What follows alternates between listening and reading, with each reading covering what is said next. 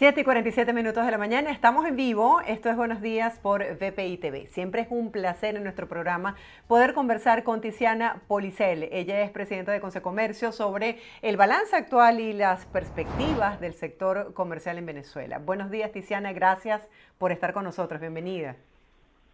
Buenos días, gracias a ustedes por la invitación.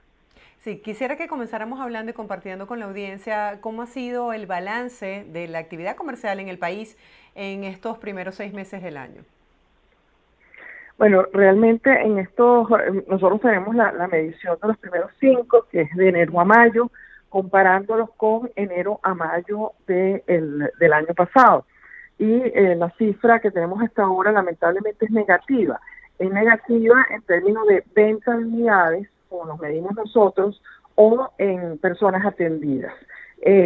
Tenemos cifras diferentes entre las diferentes regiones, pero en todo caso se mantiene el negativo de alguna manera en relación a esos primeros 5 meses del año pasado.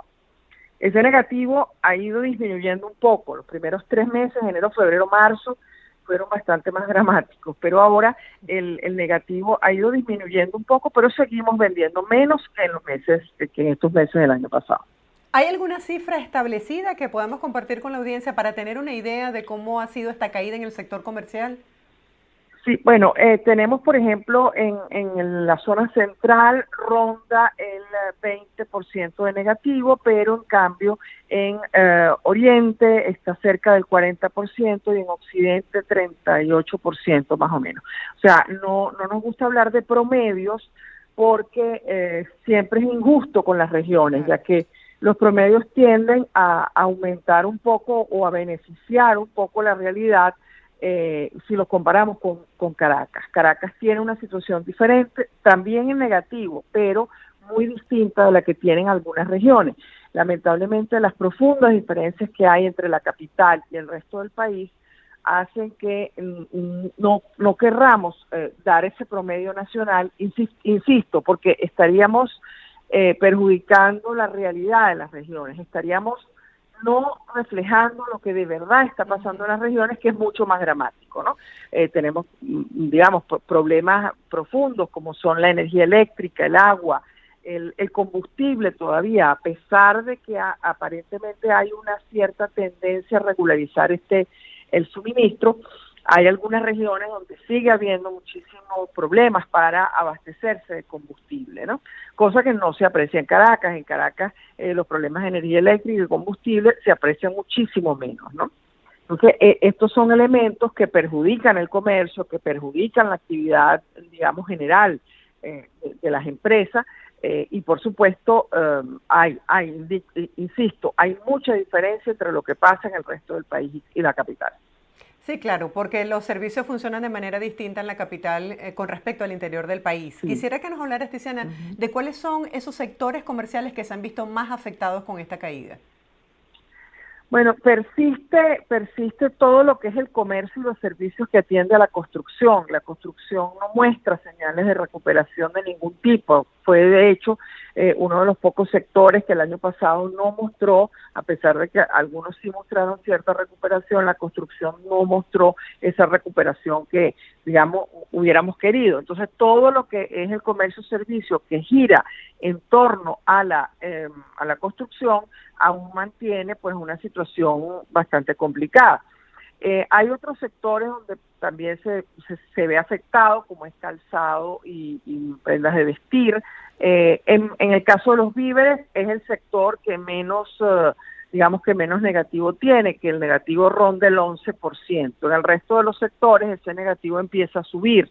Entonces, por ejemplo, incluso preocupa la cifra que nos da comercio electrónico. Comercio electrónico sigue en negativo en un 35%. Esto también es muy representativo, ¿no?, de lo que es la realidad del comercio, ¿no? Pero, insisto, sí, el tema construcción es el que más afecta, todo lo que es el comercio que gira en torno a la construcción y también todo el comercio que gira en torno al suministro, por ejemplo, para restaurantes y hotelerías. Nosotros servimos a ese sector también, al del turismo y la hotelería, ¿verdad? y ese sector, y lo que es el equipamiento para ese sector, también tiene un negativo bastante importante que ronda el 60%. ¿Cómo están haciendo, por ejemplo, los estados que más están viendo el impacto de la escasez del suministro del combustible, como es el caso del Zulia, al occidente de Venezuela, para poder motivar las ventas cuando la gente prioriza muy bien sus salidas por la falta del combustible?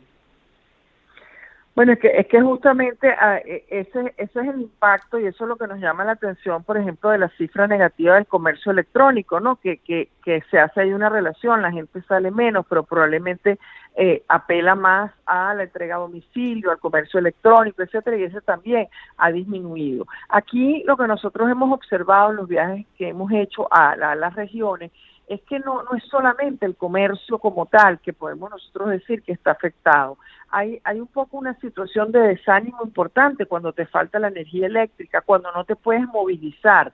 Por ejemplo, hace 15 días que estuvimos en el Zulia, un viernes a las 2 de la tarde, prácticamente el 80% del comercio estaba cerrado, porque la gente ese día en particular no había suministro de combustible en ninguna estación de servicio de Maracaibo. Entonces, por supuesto, sientes en el ánimo de la gente, pues, digamos, bastante dificultad, porque los trabajadores no pueden ir a sus puestos de trabajo, la mercancía no se puede movilizar de un lado a otro, y si a eso le sumas el tema de la energía eléctrica, es verdaderamente dramático, y mucho más en un estado como ese, que las altas temperaturas hacen que tú tengas un requerimiento de, por ejemplo, refrigeración mucho más importante, ¿no? Entonces, no se trata solamente de la energía que se necesita para que, por ejemplo, un negocio funcione, para que un negocio tenga sus sistemas de cobranza funcionando, sus sistemas en general funcionando, sino además es la energía eléctrica que incluso puede dañar los equipos de refrigeración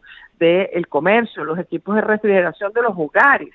Y ya sabemos que todavía el crédito no se reactiva, el crédito al consumo, el crédito al comercio. Entonces, alguien que se le dañe algún equipo motivado a toda esta intermitencia de la energía eléctrica, pues evidentemente ni siquiera puede reponer el equipo porque no dispone ni siquiera de crédito en su tarjeta de crédito.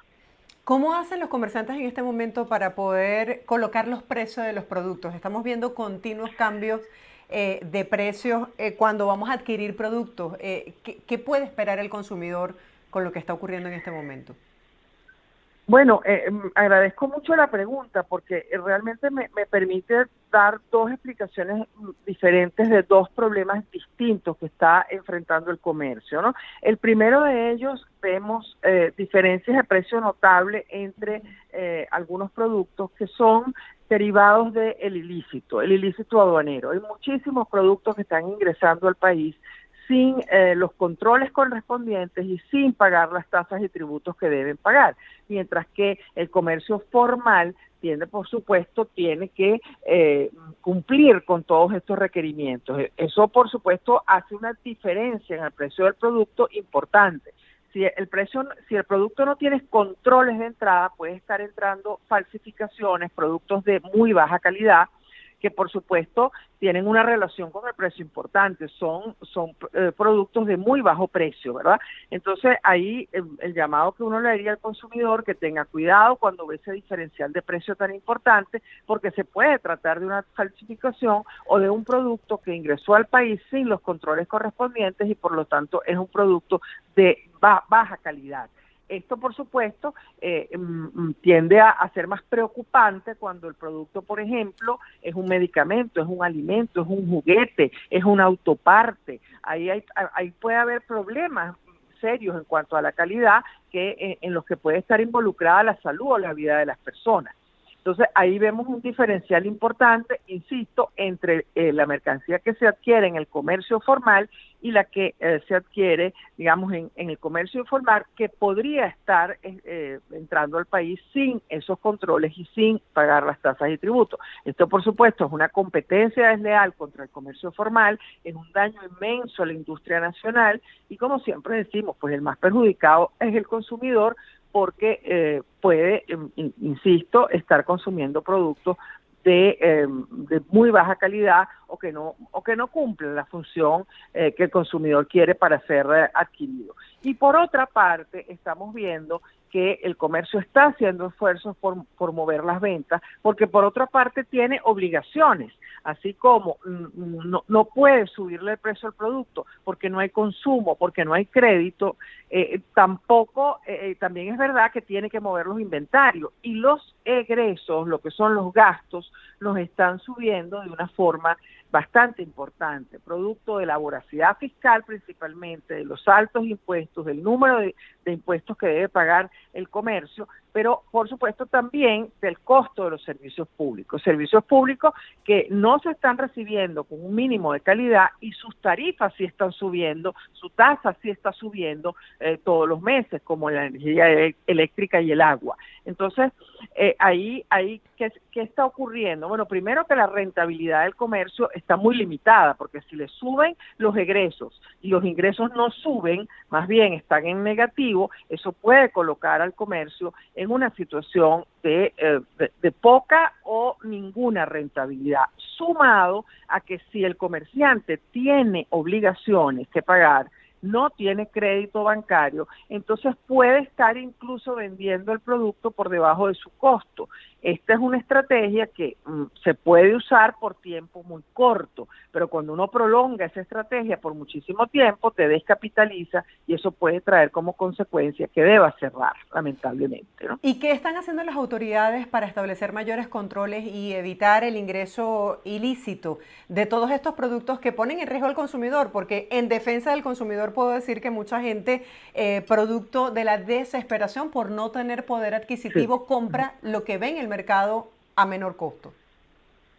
Sí, es correcto, y eso es comprensible, porque si también los ingresos familiares no aumentan y la inflación pulveriza lo poco que entra, pues por supuesto la tendencia es a buscar el artículo más económico. Pero, insisto, esto puede perjudicar considerablemente. Todas estas cosas nosotros se las hemos dicho a todos los niveles, pues, de funcionarios con los que nosotros tenemos relaciones, nos escuchan con muchísima atención, pero hemos insistido que la comunicación con el gobierno es fluida, es frecuente, es muy respetuosa, pero poco efectiva. Lamentablemente sentimos que no hemos logrado convencer que esto hay que abordarlo, y una de las cosas que hemos estado pidiendo desde hace más de un año es que podamos restablecer la Comisión Presidencial contra el Ilícito Aduanero,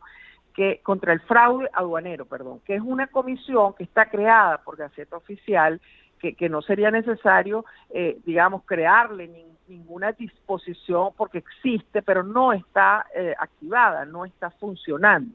Esa era una comisión en donde nos sentábamos con Secomercio, Fedecámaras, con industria, o sea, el sector empresarial, y llevábamos los casos en donde estábamos detectando que se podría tratar de un ilícito, y del otro lado pues estaban todas las autoridades que tienen competencia de investigación para que investigaran el caso y por supuesto aplicaran las sanciones correspondientes. Esta comisión funcionó muy bien, fue creada en el 2001 y funcionó muy bien durante unos años, pero dejó de funcionar. Entonces nosotros hemos estado pidiendo que esa comisión se reactive, porque así trabajaríamos todos, gobierno y empresariado, más articuladamente. Por cierto, en esta comisión también había un representante de los consumidores, ¿ok?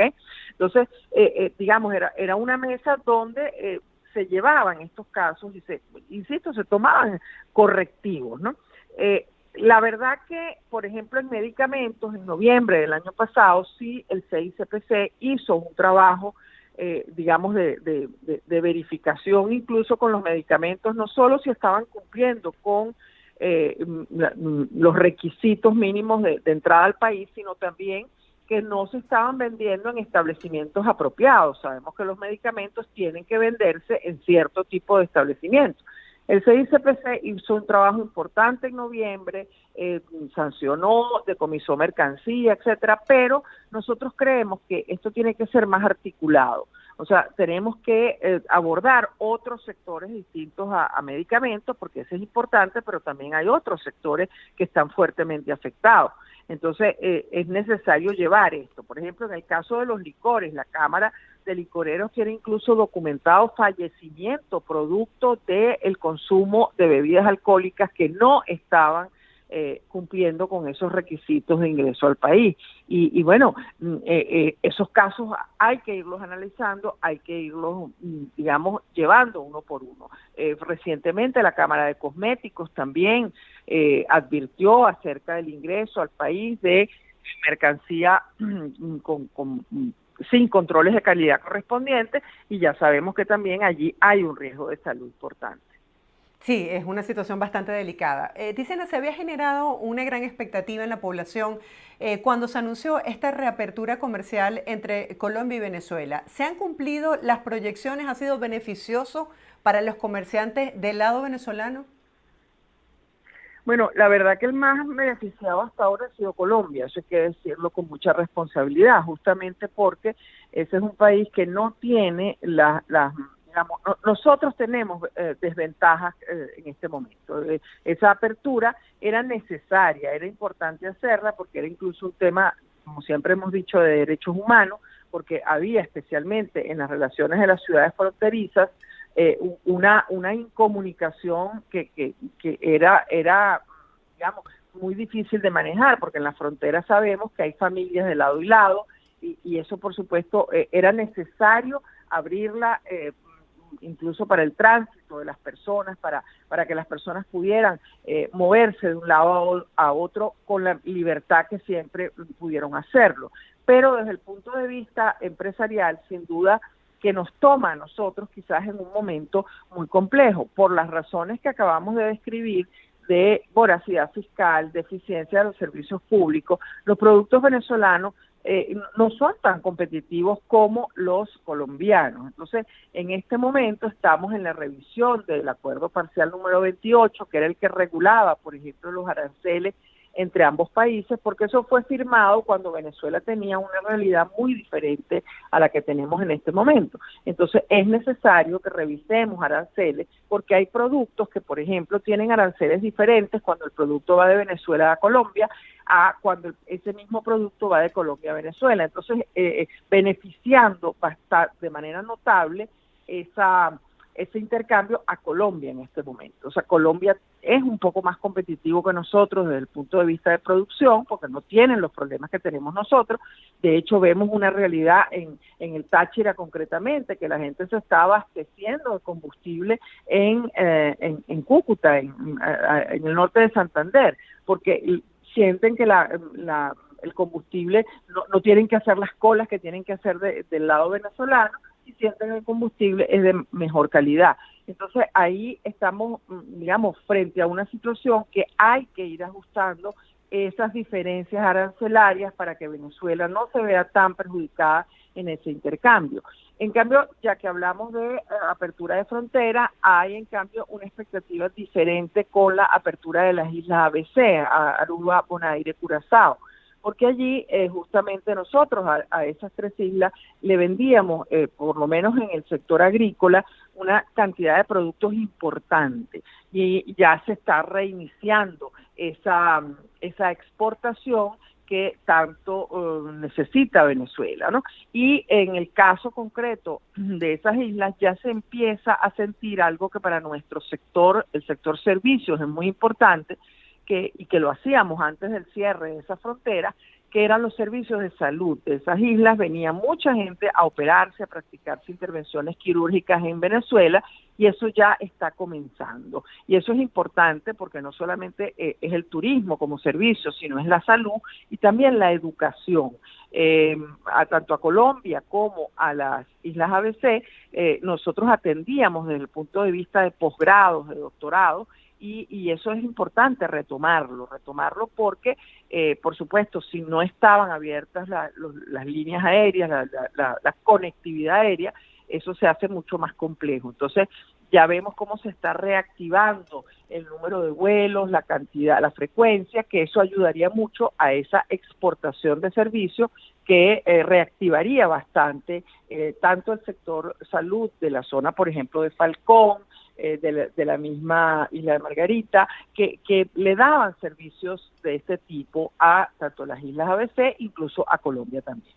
Gracias por toda esta información valiosa que tiene que ver con el balance de lo que ha sido la actividad comercial estos primeros 5 meses del año y sobre todo las proyecciones en positivo para lo que resta del año. Feliz día para ti, Tiziana. Estamos muy atentos a lo que será esta revisión arancelaria con Colombia para que la puedas compartir con nuestra audiencia. Feliz día. Gracias a ustedes por la oportunidad. Muy buenos días. Era Tiziana Policel, presidente de Consecomercio. Tiziana Policel estuvo con nosotros el día de hoy hablando acerca de esta información de gran interés para nuestra audiencia. Hacemos una breve pausa, ustedes no se aparten porque al regreso estaremos conversando en Buenos Días con Manuel Enrique Figuera. Él es médico infectólogo y además presidente de la Sociedad Venezolana de Infectología. Esto será en breve, hacemos una pausa, quédese con nosotros.